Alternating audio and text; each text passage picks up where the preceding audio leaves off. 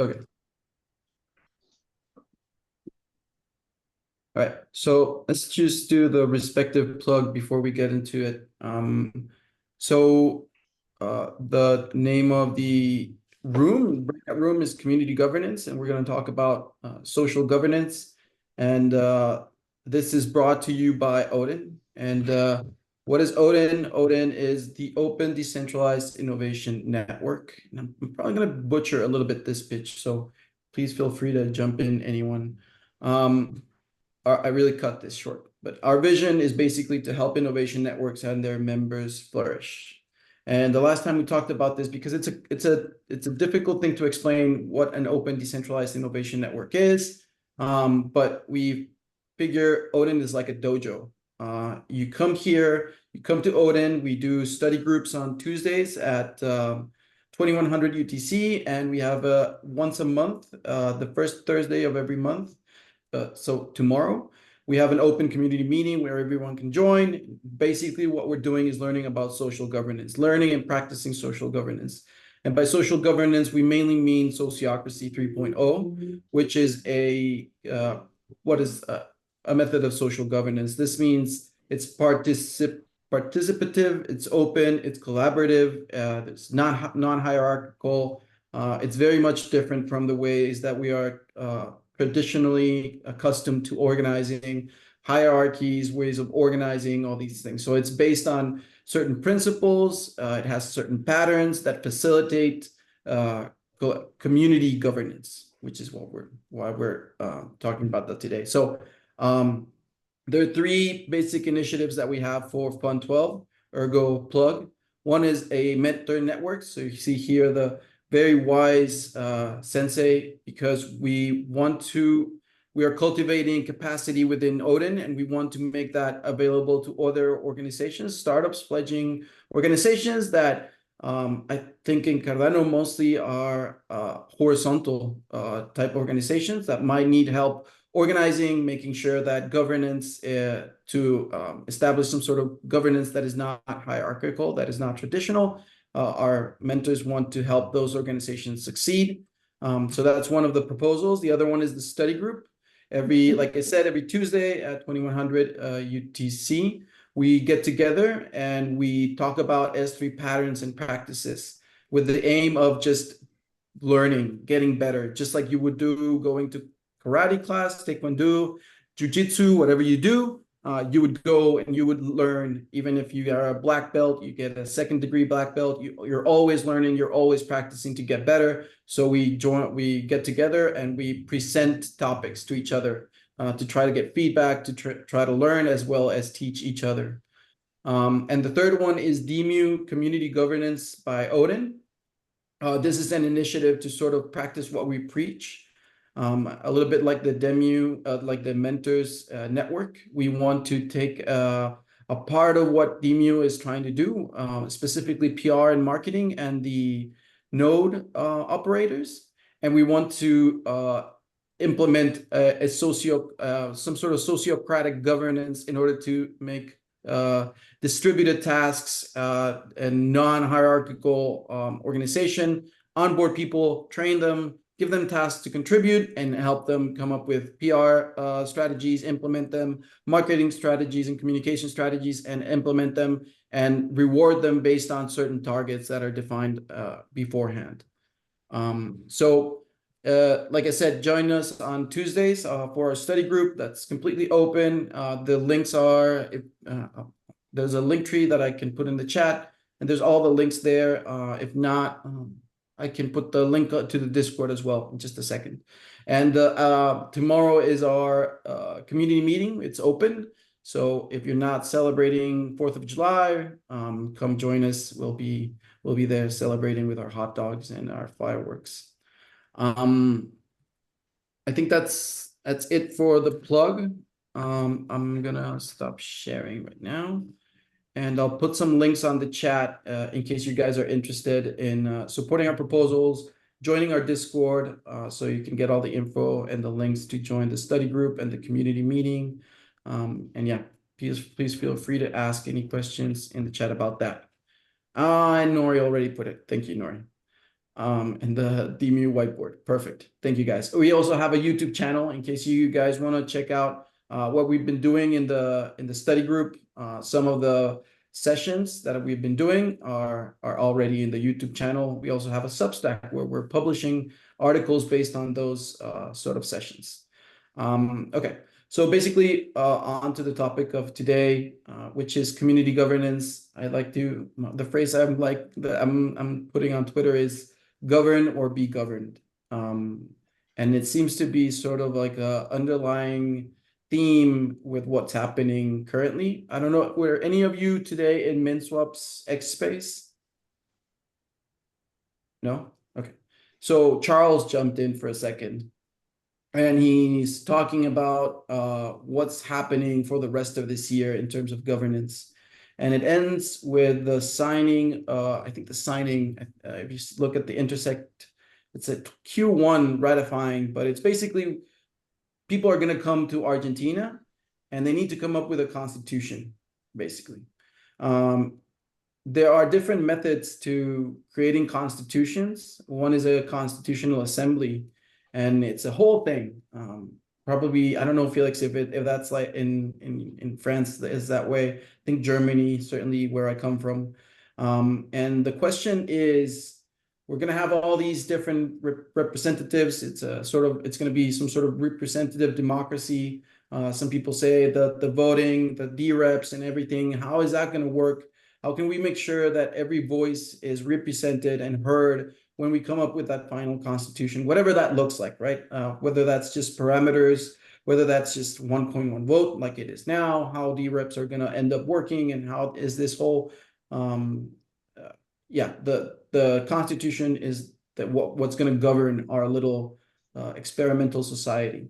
So we think in ODIN as sort of like this organization that focuses on fostering innovation networks as a way of what we think is going to be the way that organizations are going to organize, sorry for the repetition, in the future as decentralized and distributed, sort of what we try to do. And how do we manage that? Because you can't really do that distributed and decentralized organization. Hierarchical, traditional hierarchies don't really work well. Especially when you're trying to get something off the ground and you need people to collaborate with you. A lot of projects, it's just people getting together, organized, meeting through different community meetings. And then you get together and you try to make a project work. And you start running into problems like who gets to decide? And the same is happening in Cardano, right? Who gets to decide how? How do you come up and make decisions when there's no hierarchies?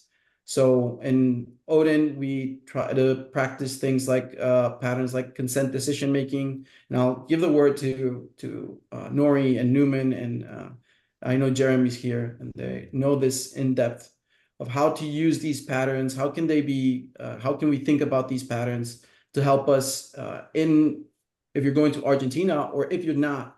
How can organizations like Intersect, and how can we as Cardano community members use these patterns, use these habits to open up that conversation? How do we provide peer review or peer feedback when something like a constitutional draft is released and suddenly people are just jumping up in arms because it wasn't released publicly before, and people were not aware that there was a draft of a constitution, and how the interim constitutional community is elected. And maybe there are ways that we can bring more people in, because the answer is always, it's really hard. We don't want to make this available because it creates a lot of noise.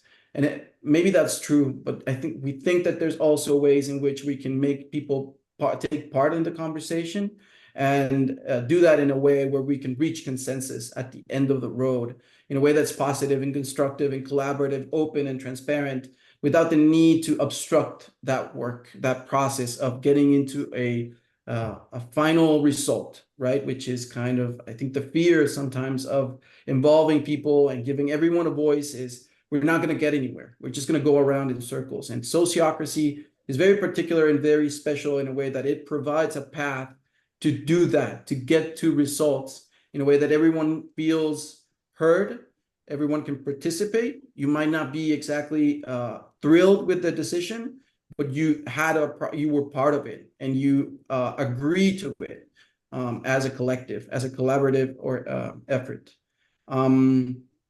Yeah. So I wanted to kind of, Nori, if you could speak a little bit more about consent decision making. What's been your experience kind of? I know that you've done a lot of consent decision making. You've facilitated a lot of that in different groups and environments. What's been your experience on how that could work? For example, how does that work with community governance? And how do you see that, if at all, working for something like what we have in front of us, this challenges of coming up with a constitution? Yeah, I think that's an important topic. Like, consent is a really great pattern because um, it allows us to make sure we have diverse input and voices are heard, but also not get bogged down with trying to make sure that we get to consensus, which is really about like everybody agrees. One of the key principles of sociocracy is good enough for now, safe enough to try. So really, it's really getting into that experimental, like, we've heard everybody, we're going to take this initial experiment. There are often things put in, like, we're going to review this after 1 month or 3 months or 6 months, so that we review decisions on a regular basis to make sure things haven't changed. So it puts in a time box, which makes it, that can in itself make it safer for other people to say, yeah, that's okay. If we're going to look at this again in 3 months, I'm okay to make that decision. So it's not a forever kind of decision, and it's really incorporating all of these ideas from agile and lean software development into social governance. And I've taught consent in a lot of different groups. And my wife asked me to bring it in. She teaches high school. And I went into her high school class, and they wanted to create a little class charter and a set of agreements on how they run their classroom, because it's all student led and stuff. And I walked them through the consent decision making process to come up with their agreements and stuff. And it was a really nice way of them understanding how to do that without getting into these endless back and forths and stuff. And I think it's a nice format that'll work for a number of different situations. Like, but one thing to really remember is, like, in an emergency situation, you don't want to like go, okay, we need to go through this consent model. Like, there are times when there should be delegated authority for people to make decisions really quickly. And that's another part of S3, is to really come up with agreements and push decision making as far to the edges as possible, so people are able to act rapidly and iterate, but also be able to sense make and get opinions from the larger group when it's appropriate, when it affects them. And then for areas that aren't delegated down to these edges, there's other larger circles where we start to make those larger decisions. And S3 really breaks things down into governance, which is really deciding how we do things, and then operations, which kind of dictates what we do and kind of that cadence of delivery. So it really leans into both how we do it and why we do it. And it's a really nice balance of things. And as we've been finding out through the S3 study group with Newman and Roberto and Jeremy and others, is that the more we look at these patterns, the more they're actually self-reinforcing. And S3 is designed so you can take any of the patterns and apply them as you need. But the more patterns you bring in, the more, like, the sum is way greater than the stuff that you're putting in. Is like, they all feed on each other and reinforce each other, and it becomes a really powerful set of practices to help you make decisions and govern and drive things forward. And I think I would love to see that in the constitutional process, because I think there's a lot of parts of our community that are feeling like this thing was just sprung out and emerged out of an IOG or Emergo or whatever kind of back room, and there was very little community input, and people are feeling like voices weren't heard. And it would be nice to just kind of back up a little bit and start to look at how do we get the diverse input we need from a global community on something as important as the Constitution. And getting into the Voltaire age, we really need to figure out Like, I don't think it's a binary, like voting should be our last option. We should have these social mechanisms in place where we can talk to each other, discuss the issues, kind of hear everyone's opinions, and then make a decision. And then voting should be like this last phase where we can, I'd love it if we can get to a place where we can make most of our decision making without having to vote. And that's kind of Sociocracy provides tools for that and allows us to move very quickly and safely and diversely with a whole bunch of input at the same time. So it's a nice balance of those things. But I don't know if I'm answering your question or not, but maybe other people have some opinions on that or questions. Thanks, Mari. I have a question here from Jeremy, and it's for Joe. And it's how did your crew generate voice for participants during the design and scoping of the trust assurance framework? And how were objections surfaced and resolved? If you Good can. question. Do you mean for me, Joe? Yes. Joe, yeah. So, yeah. Cool. So, we spent a lot of time with our people in the tribes, literally out in the north of New Zealand, working together, literally explaining what a trust framework is, how it works, and how it maps to the existing Indigenous knowledge system and identity systems that we have, right? So once you can map the two together, it's not so difficult to actually explain, because identity is really, really important to Māori. It's literally, you know, everything revolves around your identity and what's called your whakapapa, which is literally your ancestral line, because everybody's a cousin. Everybody is related, literally. So as soon as you can map these digital terms, you know, around trust frameworks and, you know, what a digital ID is, what a verified credential is, all of those things onto what's already existing and the language that's already used, it's not difficult. You just got to get past that hurdle. Does that answer your question or another one? Yes, thank you so much. That is excellent. Anyone have any other questions? I want to go quickly over specifically how the consent decision-making process works, in case anyone's wondering what this little image on the screen is.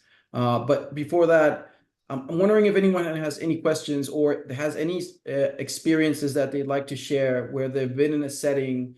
And Newman made a video recently, and one of the things he says in the video that really spoke to me is like he's in a room where there's a lot of people, and the first thought that comes to his mind is, okay, don't ruffle any feathers. I'm probably not saying the same way. Don't make any waves. Just don't get people annoyed. Don't create conflict. Let's just maybe not no, don't get involved too much, because we know that it's not going to be a room where our opinions are going to be heard. We're just going to maybe waste our time or waste our energy trying to make a point. And at the end of the day, you know, kind of how the decision is going to be made by other people, and however much we want to be involved, basically our voices are not going to be heard. And I wonder if that resonates with anyone, if anyone's had an experience like that in any setting, and how they resolved it, if at all.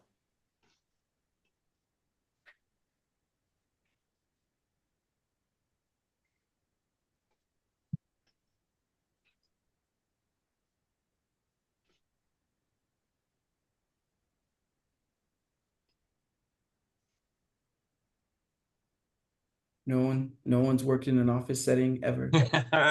Always been in a healthy work environment where that story, I will give some more about that story. You know, I was in the military and I did some training, and I had this captain who just droned on, and then about 2 minutes before the end of the class, he would say, "Okay, are there any questions?" And as we just realized that this was his pattern, and one day I was, you know, I was picking a fight, and I raised my hand and I was like, "Is that something, do you really want questions, or is that just what you say at the end of class?" And he got pissed. He got more pissed than I was imagining. But I'm, yeah, I'm not in the military anymore. I think the military is just an excellent example of a traditional hierarchical institution, right? An organizational when you, it's not bottom up at all. I think that's important to understand. When people talk about Cardano having CEOs, that's because people are feeling like that way. They feel like people are directing things in a way that they have no say in, despite being part of the Cardano community, despite making the effort and spending time and energy trying to be part of it. Sometimes it just doesn't feel like your voices are important. Has anyone ever felt that way? Has anyone ever felt that they're participating and putting the time and really doing the work, but at the end of the day, just kind of what you're saying or what you think you can bring to the ecosystem, to the community, maybe not Cardano, maybe outside of Cardano, sort of gets lost in translation, is not really heard sometimes.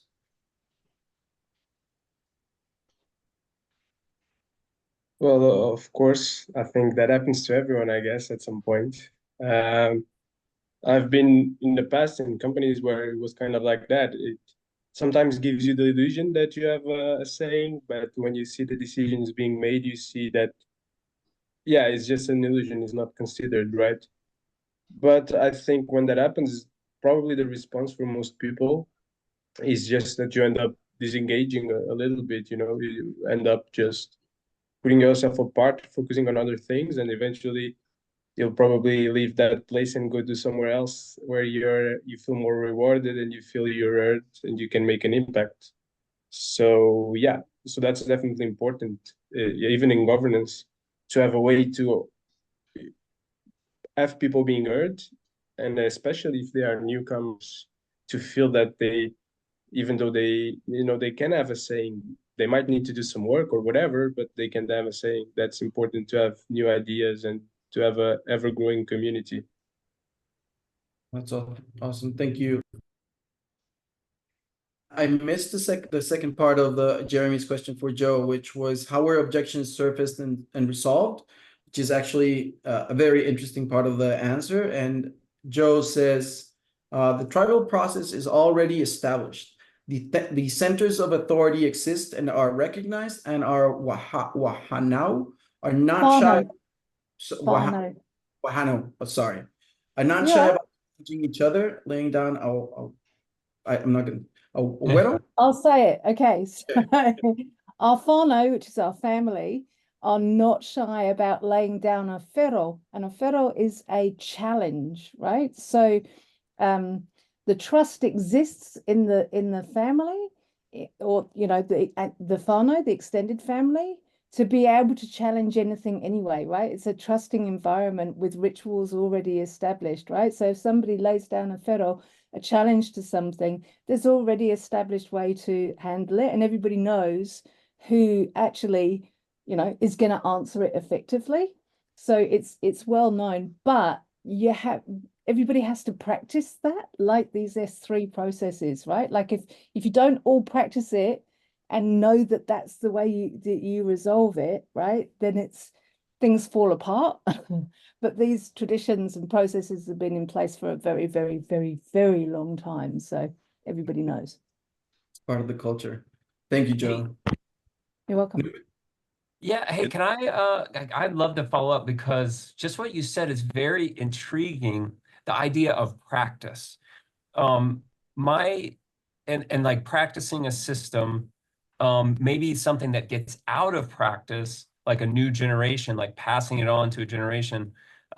This I feel is like a part of our governance, that we really do need to practice it. Otherwise, especially when it gets very consequential, then it gets, then things really break down, where they're like, oh no, it's civil conversation is important to have, and when we're picking out a movie or choosing where to go on vacation, then we can have civil conversation. But when it's something important, then it becomes like we break down. Just like in a dojo, you have to practice something until it's rote.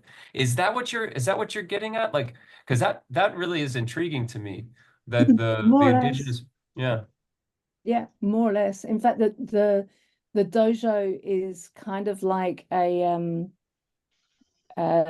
marae, right? So there is a all of these processes generally happen around a recognized place as well, which is a place for the community to gather. So the dojo is like a marae. That's where decisions are made. There is it's quite ceremonial, right? There is the pai, which is where the speakers stand and make their case, literally. There is like it's quite formal, but it's been done again and again and again and again and again. And usually the primary school is next door to the marae. So the kids actually see all of this happening right from when they're little tiny toddlers, right? So everybody is inducted into the practice as it goes along. And then if you're a visitor like me, right, you're a bloke. I mean, I've lived here for 30 years, right? My partner's Māori. But if you're a blow-in, right, there's a buddy system. Essentially, you get teamed, like I got teamed up with the aunties who, sit here. This is what's happening, let me know what was happening and how to enter into the practice. That's a great pattern, the buddy system. Or the aunties. The aunties. Yeah. And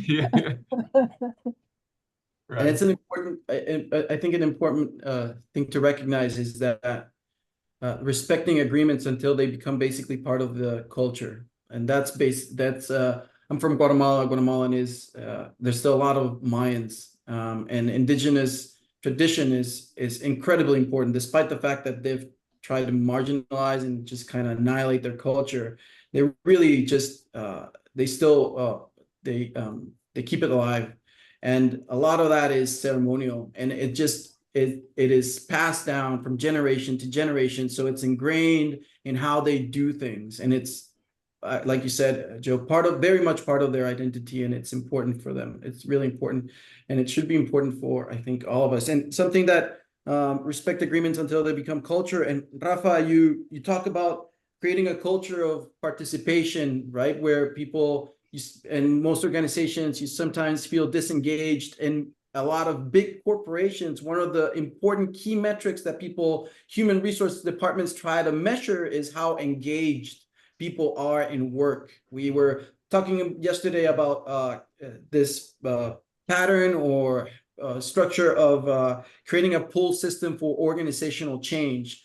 And it was interesting. We were trying to think about reading about traditional managerial literature and sociocracy, how those traditional managerial literature is kind of being dragged, kicking and screaming towards concepts like sociocracy, because in a changing world, in something like we have today with technology and innovation happening all the time, basically traditional hierarchical structures are just not enough. Organizations are becoming, instead of these really clumsy, heavy, slow machines that are designed to create predictable outcomes, they need to be more like living organisms that adapt and evolve with different changes in the external environment. And so I wanted to ask Jeremy, because we received in the past few weeks just masterclass after masterclass on the topics of peer development, peer feedback, and peer review, and how we can, I love that the topic centered around asking for help and giving help, and how that is such an art to do and to receive, and how that can help us sort of create this dialogue between us without getting into sort of politics, or maybe not just politics. It shouldn't be a bad word. Just the way that we practice and engage in politics is not the best, but I think debate and questioning ideas, and like Joe said, challenging things and not being afraid to do so because it's constructive. It's very important, especially if we're going to go into a process of creating a constitution. So if you don't mind, Jeremy, could I put you on the spot a little bit and talk about those three topics? I know that it's like a huge ask because it's a lot, but Yeah, it's a lot of stuff. you know, it is an art, and arts are gained through practice. The thing that kind of surfaces for me is, like in the ask for help pattern, it's about who's who and what's what, and getting clarity on that. Because without, you can't get states of real reciprocity and connection if you don't know where the beginning of one person is and the end of another person is. That's you need that, you need to know that space, even if you're willing to engage in some kind of beautiful entanglement, like a chaotic, like what's going to happen next kind of scenario. Even in that situation, you're still discovering these sort of compressible boundaries around people. The interesting thing about that space is the wider boundaries.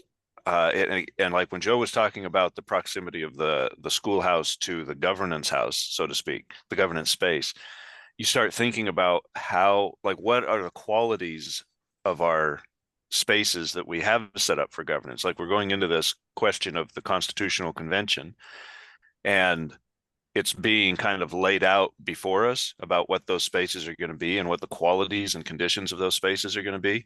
So we're going to have these workshops, and they're telling us what the qualities and conditions of those spaces are be. And we already know there's not going to be enough time to talk about everything that matters. There can't be enough time. That's just not the way these workshops work traditionally.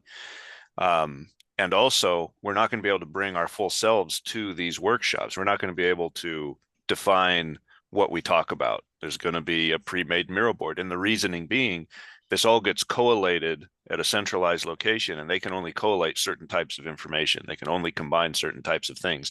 If we bring in, you know, Maori tradition, they're not going to know what to do with that. They're going to say, this is really fascinating, but I don't know how to plug this in.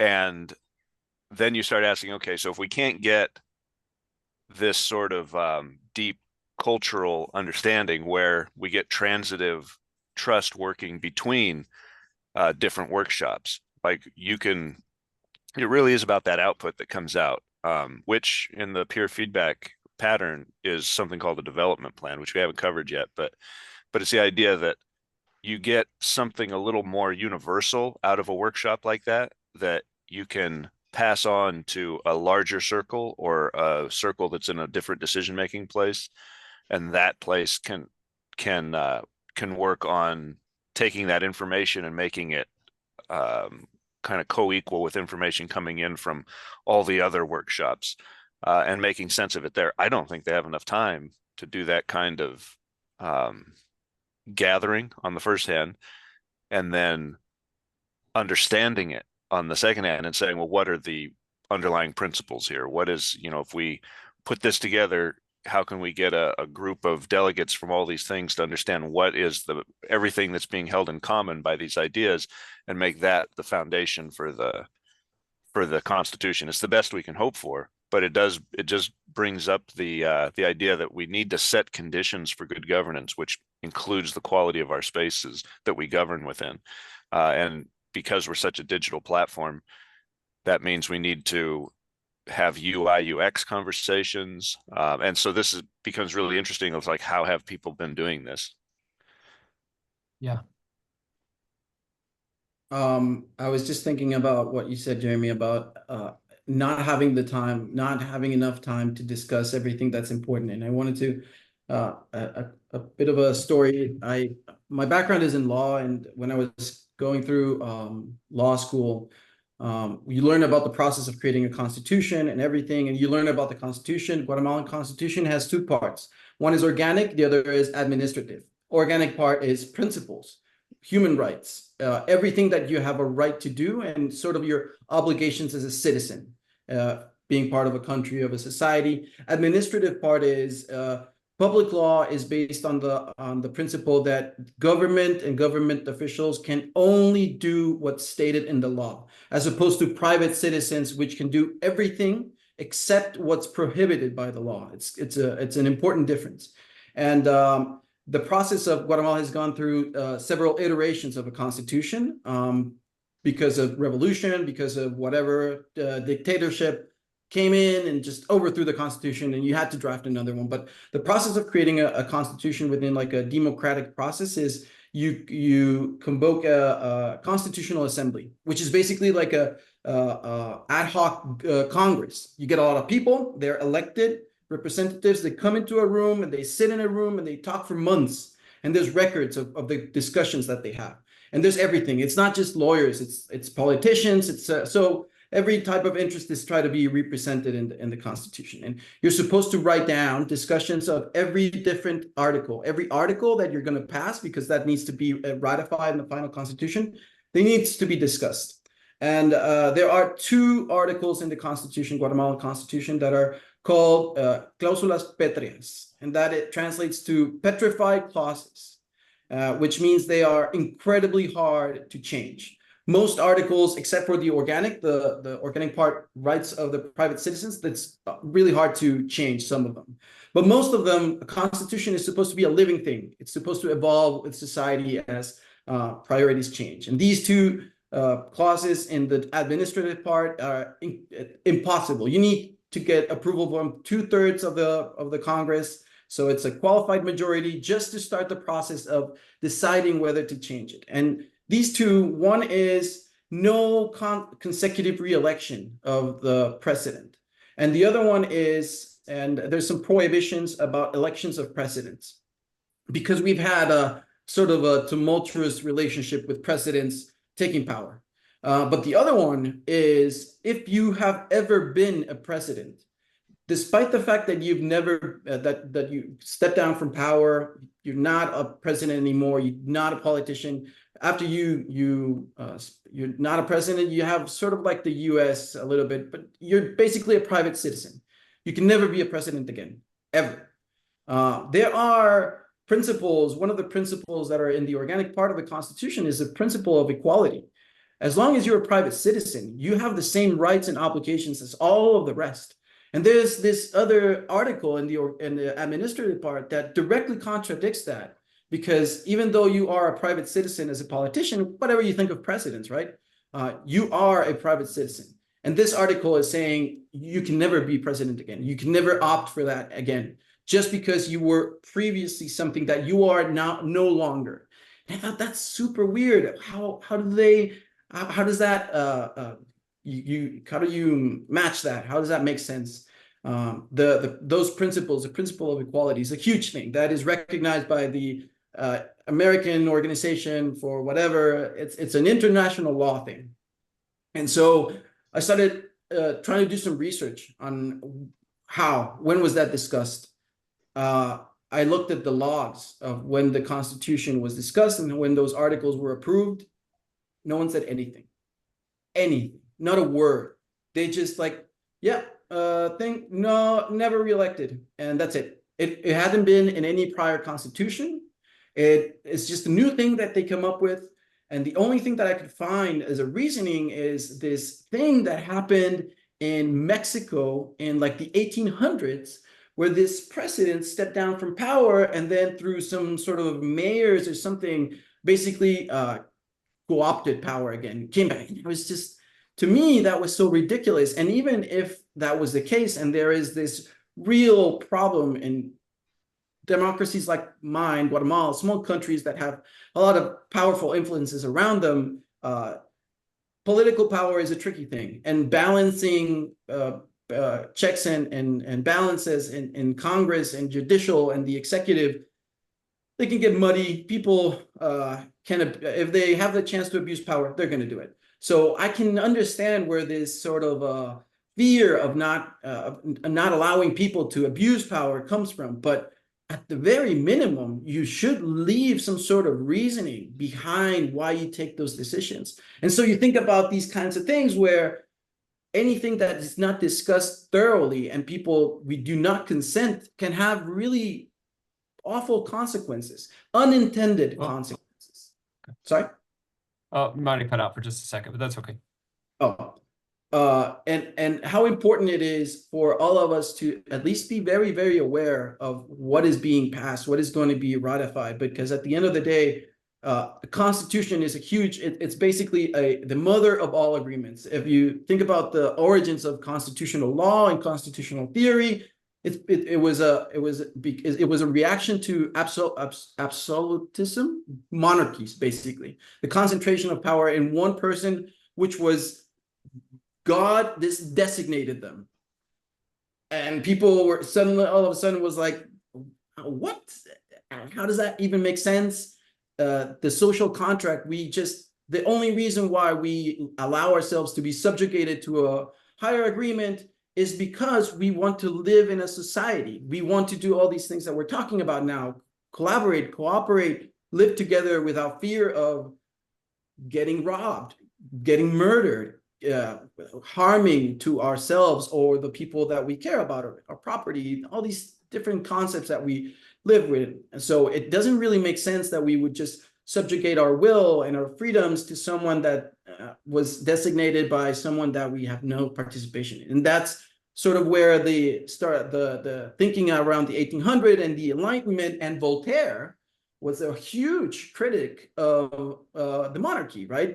That's kind of why I figure that they chose Voltaire for the 1694, is because if you look at what he wrote and what he represented in that time, was this complete opposition, complete rejection of this kind of power, and kind of understanding that power comes from people giving a little bit of their freedoms to this higher order, to this agreement that allows us to live together peacefully. Yes, Norman? Just to relate this to S3, I put something in chat, but S3 talks about this principle of equivalence, which is one of the 7 core principles of S3. And it really talks about, like, it states out front that not everybody in the organization is equal to everyone else in a variety of ways, depending on the context. There could be more information, more skills, more knowledge, whatever. For decision making, not everybody has the exact same level of ability to make a good decision. So the principle of equivalence really talks about involving people in making and evolving decisions that affect them. And that's a key part of consent, is you evolve proposals based on the feedback you're receiving, or what we call objections, so that you increase engagement and accountability and make use of the distributed intelligence toward achieving and evolving your objectives. And then it states, just really upfront, equivalence is important in organizational systems precisely because people are not equal to one another in a variety of ways and depending on the context. So it recognizes that we can't achieve perfect equality in decision making. So it creates all these systems to take advantage of the knowledge that exists in different parts of the org through the consent process, through feedback, through advice process, all of that. And then it does have some bits later that says equivalence needs to be balanced with effectiveness, enabled through transparency, and constrained by consent for it to function at its best. So it recognizes that, like, all these principles interplay with each other. So nothing is taken by itself, and that's why the more of S3 that you bring in and bring online, the more power each of the patterns has. And yeah, those are the 7 principles right there that really form the core of everything all these patterns are based around. I want to ask again if anyone has any questions or comments. If you have anything, does this make sense? Do you think that this is something that, does this resonate with you? Do you think that this could be used as a way to participate actively and collaboratively in community governance? Would you like to know more about S3 based on what we've been talking about today? I want to hear your thoughts, because you've been very quiet. There's just Joe and Jeremy and Newman in the chat, and I know there's more of you. Bernard. Yeah, thanks, Roberto. I've been quite along because a lot of the concepts are very new to me. I would just like to ask one small question. How does this sociocracy address inequality and unemployment, or social issues like unemployment, gender-based violence, crime, inequality? That's my question. Did you get it, or should I repeat it again? I'm saying, how does sociocracy address social issues or socioeconomic issues like inequality, unemployment, crime, gender-based violence, sometimes some religious conflicts? Thank you. Good question. Thank you, Bernard. So, in my view, if we think about where those conflicts and where those problems, what is the root of all these problems, you can kind of follow them to sort of structures, right? They are normally the root of the problem is some sort of ingrained structure in society that creates some sort of injustice by marginalizing, by removing opportunities, by gender imbalances, gender gaps, and criminality and unemployment. It normally is because some group of people, for some reason or other, were unable to access some part of some resources, some opportunities that allows them to. I think that's really,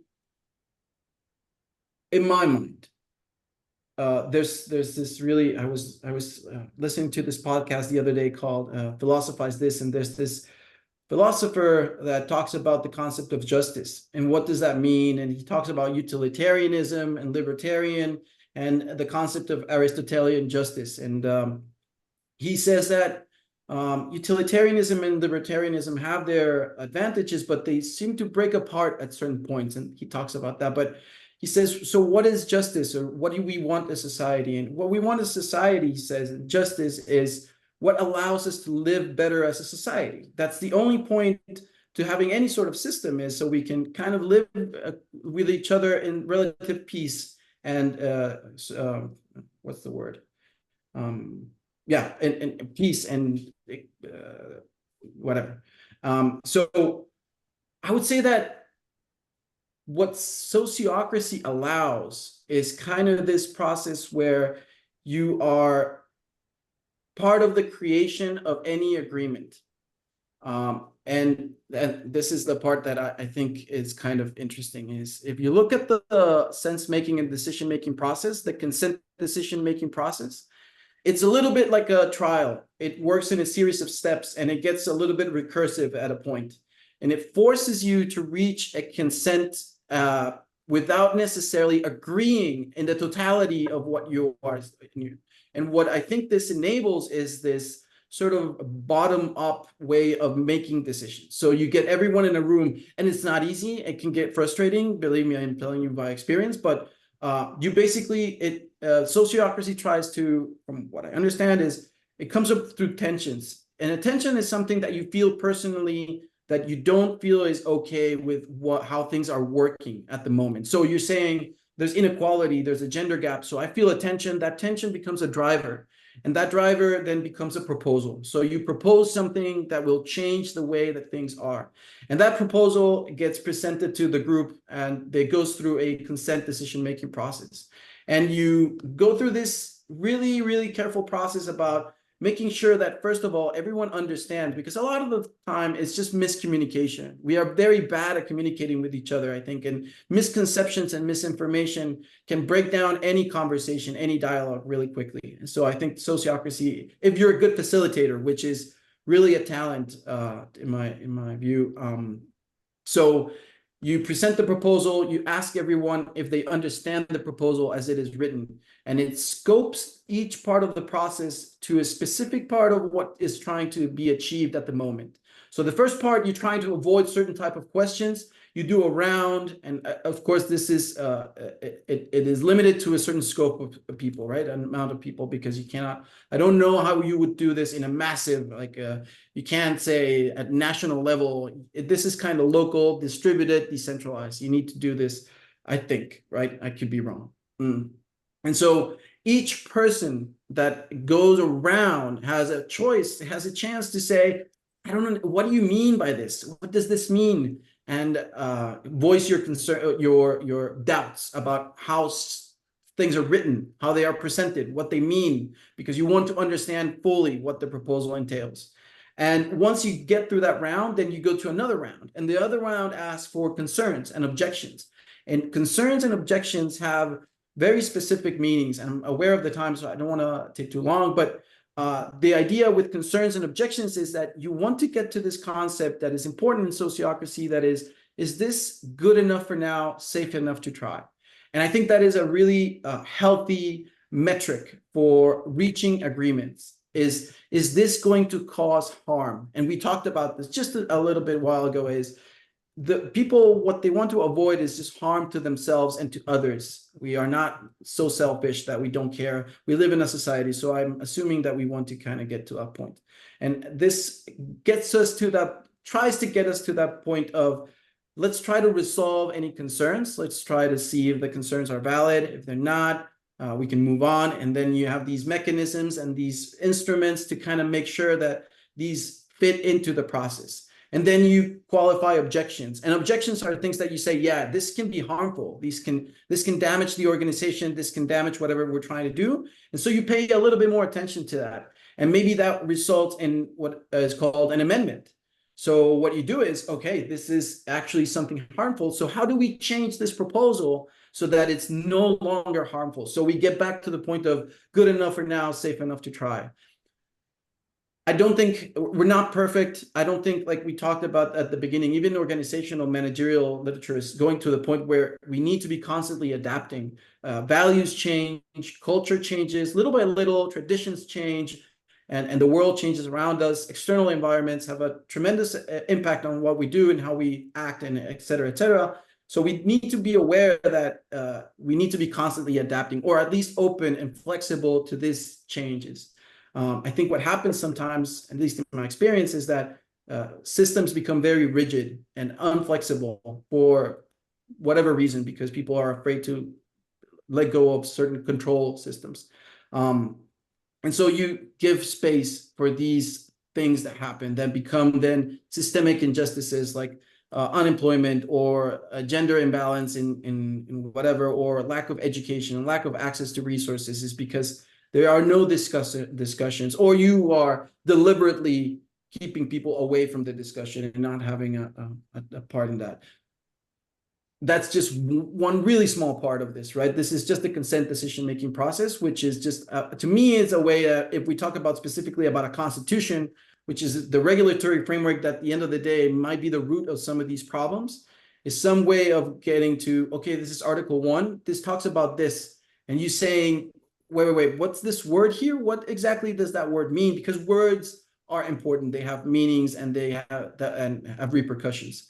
And kind of getting to the bottom of, this needs to be in a language that everyone understands. If you've ever tried to read a law, it's probably like a punishment. It's really hard, and it's hard to understand. If you've ever tried to pay taxes, boy, at least in the US, Guatemala is the same. It's complicated, it's convoluted. And I think that's something that we want to avoid at all times. Laws should be incredibly easy to understand because they affect you personally, individually, at all times, sometimes, not all times. Anyways, I don't know if I answered your question, Bernard, but this is just a small, really small part of it. And if you're interested, I would really recommend that you check out the website Sociocracy 3.0. It's linked in the chat a couple of times, because it has a lot of different tools that you can use to incorporate in these kinds of processes, and it solves some of these problems. I don't think all of them, but I think some of them. Does that answer your question? Definitely. Yes, you raised something very important about communication. Thank you. Thanks a lot. Yeah. Thank you for your question. All right, guys. We're almost at the top of the hour. I don't want to keep you any longer. Juan, I saw you raise your hand a couple of times. Yeah, I was so excited about the question that Bernard brought and wanted to give my input. Thinking inside out is a way, I will say to Bernard, that is a way to bring, people to your your idea that you are trying to present in your proposal, to bring them in from an inside-out position instead of just outside-in, in a way that include them, is very inclusive and allow to provide their input. And if it doesn't, then we go around and still do proposal again. And that's exactly what I mean, as Roberto explained. Yeah, I just wanted to say that. Thank you, Roberto. Thank you, Juan. That was Thank you. Yeah. Oh, hello. Yep. Hello. Hello. I saw the study group and ODIN community meeting. You have a link to make my registration and to participate. Nice. Yes. Can we get the link? Discord? Yeah, let me grab that. I'm just sharing my voice. And this is each week. So yeah, it's where's my other screen? I lost it. I had it here. Give me 1 second. I'll bring it up. It's Tuesdays at 2100 UTC. Inside Discord. You're in Discord. You're gonna find the link to the Zoom room. Okay. Yeah. So if you join there, there's the events have the Zoom link. We're just not making it publicly available because we don't have any way right now to control for trolls and people jumping in. Seems to be going around a lot. But if you join the Discord, please let us know you're there. We'll make the link available. Okay. And if you want to get like a little taste of what we do in on those study group meetings, there's a YouTube channel. I think Newman linked it at some point, but it's you can look at us at ODIN Initiative in YouTube, and there's some recordings of the past study sessions. Yes, Rob. Oh yeah, so you mentioned something on this thing about people having problems paying. You said something about paying taxes, something, and because I missed the rest of the whole thing, and it just kind of caught my eye. You guys help? Is that what you guys do? Is help people with complicated issues such as those, or I kind of missed the whole concept of because I didn't see anything. Oh, that's okay. No, I was talking the context around the paying taxes is that laws and the Constitution that we're writing should be written in a way that is easy to understand, and that if you've ever tried paying taxes in the US, you would understand, because the kind of going through those forms and understanding what things mean, it should be straightforward. In my experience, at least, it's very much not. What we do in ODIN is practice social governance, which is a form of collaborative, open, collaborative governance through methods like Sociocracy 3.0. The idea is to foster innovation networks and help the networks and their individuals flourish. Oh wow, that's pretty complicated. Did you put your proposal? How do I find your proposal? I don't. Is there? Yeah. So I got you. I'll post them right here. Thanks, Newman. Okay. Cool. The link has our proposals for governance. That's the Discord right there. Okay, hold up. That's the Discord, and this is the. Oh. That's the. Oh, I haven't seen the proposal. Oh, there it is. There's 3 proposals. Oh, there's 3. Wait, there's 3 of them. Okay, hold up. Yeah. Hold on there. I'll paste it. There is a link tree, right? There's a link tree. I'll post the link tree too. This is the spaces aren't there you go. Thanks, Nori. There it is, link tree. Okay. Yeah, link tree. Yeah. And then you can find the proposals are on that thing. Okay. The proposals are around mentors network, funding, the study group, so people are a little bit incentivized to present. We learn together basically by studying and presenting S3 patterns and practices. So I think and Newman can speak to this. It's just kind of incentivizing that. And the third one is practicing social governance in DMU as a way to sort of test the proof of concept of social governance. For those of you that don't know DMU is a music rights protocol. Session was here for a little while, and he's the founder. You probably heard of him. He's all over. Yeah, does that answer your question, Rob? Yeah, I'm glad I asked it. Now I know what you do. That caught my, yeah, you had one thing that catch my ear, and you guys must be doing it right. Okay. And we'll share this recording in the YouTube as well, so you can catch it. Any other questions before we let you go? Great. So yeah, yes, Joe. So one question. I haven't been able to catch up with you guys for a while, but I know some of you are involved with Intersect and the ICC, the Interim Constitutional Committee, and I just wondered how, if any, how much of the work that you're doing has been seen, understood, recognized, engaged with from Intersect and the people involved with that. Good question. I can speak a Seeing as little bit to that. We're going into a period of discussing the Cardano Constitution. Right. Yeah, I'm involved in a number of Intersect committees, and there are people in a number of the committees who are big fans of Sociocracy or S3 or any of these kind of evolutionary organizational systems. So it's starting to evolve kind of meeting agendas and how we do decision making. It's still an uphill battle. A lot of Intersect comes from a strong IOG kind of corporate decision-making model, and where that kind of intersects with the community, it's kind of like those ecosystems where the ocean meets land, or different things where there's a lot of frothy churn where a lot of life and possibility exists. So I'm hopeful that the collision of the two that we're encountering right now is a fertile space for us to inject some of this thinking around how we make better decision making, bring in a greater diversity of voices, and make like the stuff we do just better, and not through closed door committee kind of decision making that seems to be going on right now. So leading up to the AMM, the annual members meeting, I hope that we're able to really help influence a lot of the ways we make decisions. And I think the time is now. It's really ripe. Intersect is open for contributions, and they're listening. They really are, even though it may seem like everything's happening in secret or it's not too transparent. I think the people there have really good intentions and really want to hand governance over to the community.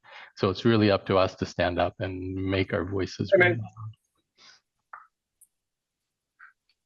Awesome. Awesome. Look forward to catching up with you on that stuff. Thanks, Jim. Maybe I can share with our side in South Africa here. We did get funding on Intersect for running this constitutional workshop. We received a letter of approval today. That is what I can share with you. Awesome. Oh, well done. Awesome. Thank you. All right, everybody. We'll let you go. We've been here for an hour. We really appreciate your time and your attention. Please let us know your thoughts. Follow us on Twitter. If you like our proposals, give them a vote. We hope we can see some of you tomorrow. Is an open community meeting. Come see how we practice social governance, how we use sociocracy to kind of come to decisions and carry out meetings. It's if anything, it's an interesting thing to watch, I think. And you're all welcome. Your comments are very welcome. Please, if you follow us on Twitter, you have anything to say, any questions, something that we left unanswered, some resources that you'd like to get, follow us on Twitter, give us a DM, just a comment, whatever you want, and we'll be sure to give you guys answer. Come to the dojo. Will be the recording available? Yes, it will be available. Come to the dojo. Thank you. Thanks, everybody. Thank you, Robert. It was great. great, Bye, great. all. Thank all of you for being here. See you next time. Have a great day. Thank you. Thanks, everybody.